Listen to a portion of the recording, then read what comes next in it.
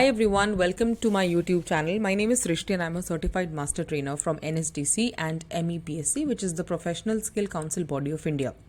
Now today I am doing this topic of part 4 making it happen, जो कि National Education Policy 2020 document का part number 4 है.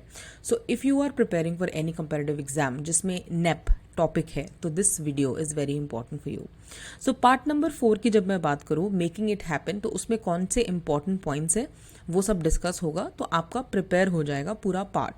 Now the thing is कि इस part 4 में कितने चैप्टर्स हैं. So you have 3 chapters in part 4, chapter number 25, chapter number 26 and chapter number 27. So chapter by chapter हम यहाँ पर एक्सप्लेन करेंगे. Now let's get started. सबसे पहले चैप्टर नंबर 25 पे फोकस करते हैं. सो chapter number 25 in part 4 of the national Education policy वो ये कहता है कि we have to strengthen the Central advisory board of education, यानी कि cab CABE, central advisory board of education को एम्पावर करने की बात कही गई है. नंबर 1 पॉइंट आप देखिए, एक्सपैंडेड मैंडेट.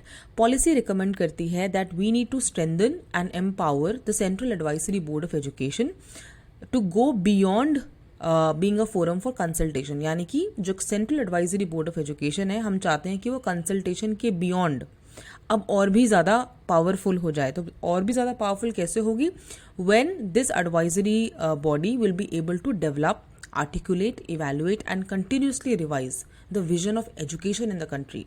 देश में जो शिक्षा का जो विजन है उसको डेवलप करने के लिए, आर्टिकुलेट करने के लिए, इवैल्यूएट करने के लिए और रिवाइज करने के लिए ये मैंडेट अब दे दिया गया है central advisory board of education को, यानी कि ज़्यादा पावर दे दी गई है, ज़्यादा स्ट्रेंथन किया गया है.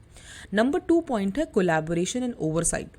जो central advisory board of education है that will work closely with the ministry of human resource development या ministry of education and corresponding state bodies to create and review institutional frameworks that align with the educational vision. यानी कि जो cab है वो अब closely काम करेगा ministry of education के साथ ताकि नए इंस्टीट्यूशनल फ्रेमवर्क्स बनाए जा सके और उनका रिव्यू भी किया जा सके, जिसके साथ वो अलाइन हो पाएंगे हमारे एजुकेशनल विजन के साथ. नंबर 3 पॉइंट चैप्टर नंबर 25 में है कंटिन्यूस इम्प्रूवमेंट का, जहाँ पर ये बताया गया है कि जो ये केब है central advisory board of education, इसको जब हमने रीमॉडल किया है और रिजुविनेट किया है तो हमने क्या किया है, we are continuously reviewing and refining the vision of education in India and fostering a culture of ongoing improvement and adaptation to meet the evolving needs of the nation. मतलब जो ये नया रीमॉडल केब है अब वो responsible होगा कि continuous reviewing के लिए रिस्पॉन्सिबल होगा और विजन ऑफ एजुकेशन को भी रिफाइन करेगा केब. और साथ ही साथ it will also foster a culture जहाँ पर ऑनगोइंग इम्प्रूवमेंट चलता रहेगा और अडेप्टेशन भी होता रहेगा, यानी कि नई नई टेक्नोलॉजी के साथ अडेप्ट भी करते जाएंगे. Now let's talk about chapter number 26, which says financing affordable and quality education for all. तो इस पैराग्राफ में या इस चैप्टर में नेशनल एजुकेशन पॉलिसी पार्ट 4 में क्या लिखा गया है, लेट्स सी. सबसे पहले फाइनेंसिंग के अंडर बात की गई है इंक्रीज्ड इन्वेस्टमेंट की. तो यहाँ पर ये बात की गई है कि पहले जो गोल था, हमेशा से ये गोल रहा है कि एजुकेशन सेक्टर में हमें 6% ऑफ GDP जो है इन्वेस्ट करने का हमारा गोल रहा है, लेकिन अभी तक वो अचीव नहीं हो पाया है. तो it's very important to reach 6% of GDP if you want to have high quality education system in the country. तो पॉलिसी क्या बोलती है? पॉलिसी एंडोर्स करती है, एनविजन करती है a substantial increase in public investment in education by both the central government and all state governments. यानी कि जो नेशनल एजुकेशन पॉलिसी है वो एंडोर्स करती है और एनविजन करती है कि दोनों जो सेंट्रल गवर्नमेंट है और जो स्टेट गवर्नमेंट है वो दोनों ही क्या करें, इन्वेस्टमेंट करें एजुकेशन में, काफ़ी ज़्यादा substantial increase in public investment करें शिक्षा में. Second is targeted funding. Targeted funding के अंतर्गत ये कहा गया है कि फाइनेंशियल सपोर्ट प्रोवाइड किया जाएगा एजुकेशन के अलग अलग क्रिटिकल एलिमेंट्स पर, जैसे कि ensuring universal access, learning resources पाने के लिए, न्यूट्रिशनल सपोर्ट बच्चों को प्रोवाइड करने के लिए, स्टूडेंट वेलबींग के लिए, एडिक्वेट स्टाफिंग के लिए कि प्रॉपर स्टाफ हो, टीचर डेवलपमेंट के लिए CPD भी करना होता है, कंटिन्यूस प्रोफेशनल डेवलपमेंट. और ऐसे इनिशिएटिव्स भी लिए जाएंगे जिसमें under privileged and socio economically disadvantage groups को भी जो है हेल्प किया जाएगा. Now the key thrust areas, इस पॉलिसी के अंतर्गत कौन कौन से ऐसे की थ्रस्ट एरियाज हैं जो एक लॉन्ग टर्म विजन को ध्यान में रखते हुए बनाए गए हैं. तो key thrust areas under financing chapter number 26 are early childhood education, early childhood care and education, ECCE, ये बहुत इंपॉर्टेंट एरिया है। Next is foundational literacy and numeracy. तो अब तो फाउंडेशनल लिटरेसी एंड न्यूमरेसी के लिए पूरा एक नया डॉक्यूमेंट भी आ गया है जिसका लिंक मैं शेयर करूंगी, so you can refer to that. School complexes, clusters, food nutrition, mid day meal के साथ ब्रेकफास्ट के लिए भी यहाँ पर बात की गई है। टीचर एजुकेशन की बात की गई है। कॉलेजेस एंड यूनिवर्सिटीज़ को रिवैम्प करना है, रिसर्च को कल्टिवेट करना है और एक्सटेंसिव यूज ऑफ टेक्नोलॉजी करना है एंड ऑनलाइन एजुकेशन। तो टेक का इस्तेमाल करना है, टेक्नोलॉजी का बहुत ज़्यादा इस्तेमाल करना है इस पॉलिसी के अंतर्गत एंड ऑनलाइन एजुकेशन को भी यहाँ पर एनकरेज किया हुआ है। सो चैप्टर नंबर 26 के अंदर ही अगला टॉपिक आता है एफिशिएंट यूटिलाइजेशन ऑफ फंड्स। जो पैसा है, जो कैपिटल है, जो मनी है गवर्नमेंट का, पब्लिक फंड्स, उसको किस तरीके से हमें एफिशिएंटली यूटिलाइज करना है, ये इस चैप्टर में कवर किया गया है। तो इसके लिए सबसे इंपॉर्टेंट है नंबर 1 टाइमली डिसबर्समेंट। तो यहाँ पर क्या लिखा है, चलो पढ़ते हैं। The policy emphasises the need to increase efficiency in the use of available budget by ensuring smooth, timely and appropriate flow of funds to the district and institution levels. यानी कि जो पॉलिसी है वो एम्फसाइज करती है कि जो भी आपके पास अवेलेबल बजट है आप उसको स्मूथ तरीके से समय पर और अप्रोप्रिएट फ्लो ऑफ फंड्स के साथ डिस्ट्रिक्ट और इंस्टीट्यूशन लेवल्स पर उसको आप डिसेमिनेट करते जाएंगे, जिससे कि हम अवॉइड करेंगे अनस्पेंट बैलेंसेस। यानी कि हमारे पास बहुत ज़्यादा पार्किंग ऑफ फंड्स नहीं होनी चाहिए और अनस्पेंट बैलेंसेस का सिचुएशन नहीं आना चाहिए। साथ ही it should not hamper the achievement of intended targets. तो जो भी एक्टिविटीज़ हम प्लान करते हैं फॉर स्कूल एजुकेशन और हायर एजुकेशन, वो किसी आउटकम को मद्देनजर रखते हुए हम प्लान आउट करते हैं। तो ऐसा नहीं होना चाहिए कि आप एक ही साथ सारे जो फंड्स है उसको इस्तेमाल कर रहे हो या उसको डिसबर्स करवा रहे हो। आपको time to time periodically disburse करवाना होगा ताकि जो आउटकम्स हमने डिसाइड किए हैं for each activity, for each intervention, तो वो आउटकम जो है पूरा हो पाए। सेकेंड पॉइंट है financial governance. Financial governance and management जो है वो फोकस करेगा on the proper usage of funds with probity. तो जो फंड्स इस्तेमाल हो रहे हैं उस पर हम फोकस करेंगे विद प्रोबिटी। प्रोबिटी मतलब जांच पड़ताल के साथ। स्ट्रीमलाइन करेंगे एडमिनिस्ट्रेटिव प्रोसेसेस को ताकि प्रॉपरली जो डिसबर्सल मैकेनिज्म्स है वो एफिशिएंटली काम कर पाए और फंड्स भी ज़्यादा पार्क ना हो। नंबर 3 है performance based funding. Performance based funding में ये बोला गया है कि ऐसे मैकेनिज्म्स बनाए जाएंगे स्टेट्स के लिए, हायर एजुकेशन इंस्टीट्यूशंस के लिए, जिससे कि हम इंसेंटिवाइज कर पाएं effective utilisation of resources and promote accountability. तो ऐसे इंस्टीट्यूशंस जो अपने फंड्स को जो समय पर यूज़ कर रहे हैं, उसके जो इंटेंडेड लर्निंग आउटकम्स हैं या ट्रेनिंग आउटकम्स है उसको पूरा कर रहे हैं, तो ऐसे एजुकेशनल इंस्टीट्यूशंस को इंसेंटिवाइज किया जाएगा। नंबर 4 है ऑप्टिमल एलोकेशन फॉर SEDGs। सो SEDGs कौन सा ग्रुप है? Socio economically disadvantage groups. So जो सोशियो इकोनॉमिकली डिसएडवांटेज ग्रुप्स हैं उनके लिए भी इंश्योर किया जाएगा कि ऑप्टिमल एलोकेशन हो और यूटिलाइजेशन हो फंड्स का, जो कि हमने स्पेशली रखे हुए हैं सोशियो इकोनॉमिकली डिसएडवांटेज ग्रुप्स के लिए। नाउ एक और पॉइंट है यहाँ पर चैप्टर नंबर 26 में, प्रोमोटिंग प्राइवेट फिलांथ्रोपी। तो प्राइवेट फिलांथ्रोपी का मतलब ये है कि जो बजट सरकार दे रही है वो तो यूज़ करना ही है, साथ में अगर आपको लगता है कि आपको और भी ऐसे इनिशिएटिव्स करने हैं अपने इंस्टीट्यूशन में जिससे कि एजुकेशनल एक्सपीरियंस और बेहतर हो सकता है, तो उसके लिए भी इस पॉलिसी के अंतर्गत एनकरेजमेंट दिया गया है कि आप प्राइवेट फिलांथ्रोपिक एक्टिविटीज करा सकते हैं।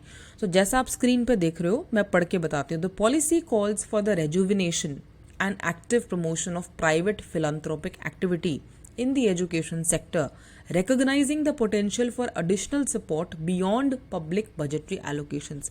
तो जो इंस्टीट्यूशन को पब्लिक बजटरी एलोकेशन मिला है उसके बियॉन्ड भी अगर पोटेंशियल है एजुकेशनल एक्सपीरियंस को अच्छा करने का, तो वहाँ पर क्या किया जा सकता है? प्राइवेट फिलैंथ्रोपिक एक्टिविटी की जा सकती है। Second is institutional initiatives. Public institutions are encouraged to take initiatives towards raising private philanthropic funds.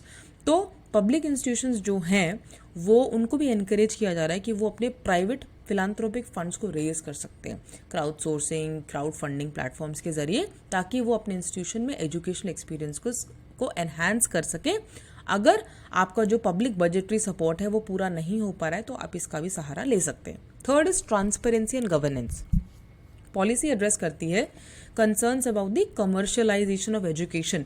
तो जो हमारे देश में शिक्षा का कमर्शियलाइजेशन हो रहा है, इसको भी हम एड्रेस कर रहे हैं थ्रू दिस पॉलिसी, मतलब पॉलिसी एड्रेस कर रही है।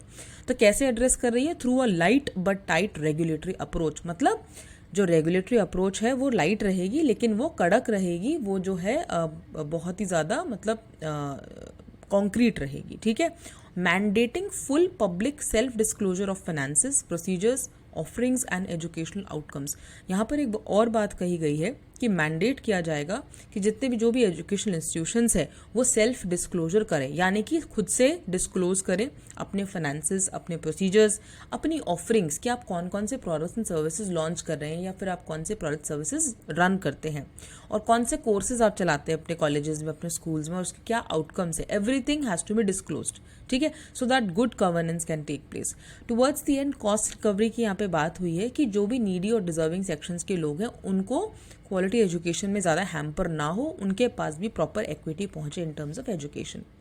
Now coming to chapter number 27, which talks about implementation of this policy and how this implementation is a collaborative effort। तो अगर मैं बोल रही हूँ collaborative effort मतलब जब बहुत सारी parties एक साथ मिलकर काम करती हैं, then that is called collaboration, where everybody is contributing something to come to a common consensus। Now implementation के लिए there are 4 guiding principles जो national education policy में बताया गया है part 4 में। So कौन कौन से guiding principles है? The implementation of the policy will be guided by principles such as, कौन कौन से principles? Prioritizing the spirit and intent of the policy। हमें पॉलिसी की स्पिरिट और इंटेंट को हमेशा प्रायोरिटाइज करना है। Second, phased implementation. इम्प्लीमेंटेशन एक साथ नहीं हो पाएगा तो फेजेस में उसको इम्प्लीमेंट करने के लिए कहा गया है। ऑप्टिमल सीक्वेंसिंग भी यहाँ पर बताई गई है कि ऑप्टिमल सीक्वेंसिंग होनी चाहिए बिटवीन एनी 2 to 3 टास्क। कॉम्प्रिहेंसिवनेस होना चाहिए, प्रॉपरली सबको एट ऑल लेवल सारे स्टेक होल्डर्स को क्लैरिटी होनी चाहिए। Collaboration between the centre and the states, centre and the states के बीच में कोलैबोरेशन होना जरूरी है because education is a concurrent subject. Timely resource infusion होना जरूरी है। रिसोर्सेज जो चाहिए, चाहे वो ह्यूमन रिसोर्सेज हैं या चाहे वो आपके इंटेंजिबल रिसोर्सेज हों, तो जो भी आपको रिसोर्सेज चाहिए वो भी आपको टाइमली जो है एलोकेट होना ज़रूरी है। And careful analysis of linkages between parallel implementation steps, और एनालिसिस करना ज़रूरी है बिटवीन एनी 2 इम्प्लीमेंटेशन स्टेप्स और between any parallel implementation steps. Second is expert committees. तो यहाँ पर बोला गया है कि सब्जेक्ट वाइज इम्प्लीमेंटेशन कमिटीज़ बनेंगी ऑफ एक्सपर्ट्स जो कि कोऑपरेट करेंगी विद रेलेवेंट मिनिस्ट्रीज। और ये सेटअप क्यों किया जा रहा है? At both the central and state levels, ताकि हम एक डिटेल्ड इम्प्लीमेंटेशन प्लान को डेवलप कर पाएँ इस पॉलिसी को सक्सेसफुल बनाने के लिए। Number 3 is progress monitoring. Yearly joint reviews किए जाएंगे। It will be conducted by designated teams constituted by the MHRD and the states, और रिव्यूज जो है वो शेयर किए जाएंगे with the CABE which is central advisory board of education. Towards the end of the document बताया गया है कि कॉम्प्रिहेंसिव रिव्यू के अंदर ये बताया गया है कि 2030 से 2040 तक ये जो पूरी पॉलिसी है वो पूरी तरीके से ऑपरेशनल मोड में आ जाएगी। तो अभी जो चल रहा है 2024 मई, तो यहाँ पर बोला गया है 2030 से 2040 तक, ठीक है, ऑपरेशनल मोड में रहेगी ये policy, followed by a comprehensive review to assess its impact and effectiveness. तो जब ये पूरा ऑपरेशनल मोड में आपका नेशनल एजुकेशन पॉलिसी रहेगा, उसके बाद कॉम्प्रिहेंसिव रिव्यू भी आएगा जिससे कि हम इम्पैक्ट को असेस कर सकते हैं और हमारी जो पॉलिसी है उसकी इफेक्टिवनेस को भी हम असेस कर सकते हैं। सो रेगुलेटरी रिफॉर्म्स एंड गवर्नेंस के बारे में भी बात हुई है पार्ट 4 में ऑफ द NEP 2020। सो पहला है ट्रांसपेरेंट सेल्फ डिस्क्लोजर, जो मैंने आपको बता दिया है। Then is good governance. Third is qualified leadership. Qualified leadership interesting point है। इसमें यह कहा गया है कि appointment of outstanding and qualified experts to leadership positions in educational institutions will be prioritised. तो जितने भी एजुकेशन इंस्टीट्यूशंस हैं वहाँ पर जो भी लीडरशिप पोजीशंस हैं वो ऐसे ही लोगों से फिल होनी चाहिए जो कि उस फील्ड में आउटस्टैंडिंग हो, क्वालिफाइड हो, and they should be like very very good. इससे क्या होगा? एक्सीलेंस फॉस्टर हो पाएगा, हम एक्सीलेंस की टूवर्ड्स बढ़ेंगे और हमारी जितनी भी एजुकेशन इंस्टीट्यूशंस है दैट विल गेट स्ट्रेंथन्ड और हमारा डिसीजन मेकिंग भी ज़्यादा इफेक्टिव हो पाएगा। टूवर्ड्स दी एंड लाइट पर टाइट रेगुलेशन के बारे में बोला गया है। ये एक ऐसी अप्रोच है जिससे कि हम ऑटोनॉमी और अकाउंटेबिलिटी दोनों को बैलेंस करेंगे। ऑटोनॉमी और अकाउंटेबिलिटी दोनों को बैलेंस करेंगे। मुझे कमेंट्स में बताना कि ऑटोनॉमी और अकाउंटेबिलिटी में डिफरेंस क्या होता है, ठीक है। Now renaming the ministry of human resource development के बारे में भी बात की गई है इस पार्ट में, जहाँ पे बोला गया कि MHRD को रीडिज़ाइन करके मिनिस्ट्री ऑफ एजुकेशन कहा जाएगा। इसके पीछे रैशनल ये है कि we want to bring the focus back on education and learning, और ये जो पॉलिसी बनाई गई है it recommends renaming this to ministry of education, ताकि जो नाम है वो अलाइन कर पाए हमारे कोर पर्पस और मिशन से।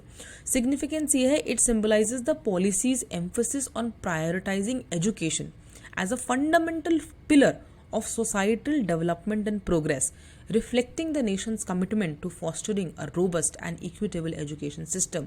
यानी कि ये जो रीनेमिंग हो रही है ये इस बात का सिंबल है कि ये जो पॉलिसी है वो एम्फसाइज करती है ऑन किस पर एम्फसाइज करती है, शिक्षा को प्रायोरिटी देने की, और वो मानती है कि शिक्षा जो है वो एक बहुत ही इम्पॉर्टेंट पिलर है किसके लिए, हमारे समाज को डेवलप होने के लिए, हमारे समाज को आगे प्रोग्रेसिव होने के लिए। और इस पॉलिसी से रिफ्लेक्ट होगा हमारे देश की जो कमिटमेंट है, जिसके द्वारा हम एक बहुत अच्छा इक्विटेबल एजुकेशन सिस्टम बना पाएंगे, एक बहुत ही रोबस्ट हम एजुकेशन सिस्टम बना पाएंगे। इसी के साथ मैं पार्ट 4 नेशनल एजुकेशन पॉलिसी का रैप अप कर रही हूँ। आपके जो भी सवाल हैं, फीडबैक है about this video, please share in the comments, and I am sure कि आप लोग मेरे से कनेक्ट कर पाए होंगे, because I am very happy to be sharing all of these resources with you. And जो भी ओरिजिनल डॉक्यूमेंट्स के लिंक है, गवर्नमेंट डॉक्यूमेंट के लिंक्स है, I will be sharing that in the video description. तो आप ओरिजिनल पॉलिसी भी ज़रूर पढ़ें, ऐसा नहीं है कि इसी पे पूरा रिलाई करें, आप अपना ओरिजिनल पॉलिसी पढ़ें, लिंक पर जाके अपनी तैयारी पूरी करें। ये वीडियो मैंने बनाया था ताकि आपको प्रॉपर अंडरस्टैंडिंग हो जाए और आपको ये समझ में आ जाए कि कितने चैप्टर्स हैं किस पार्ट में और किस तरीके से कौन सा टॉपिक मुझे समझना है। So with this, all the very best for your journey in your career and in your academics, and I will see you in the next video.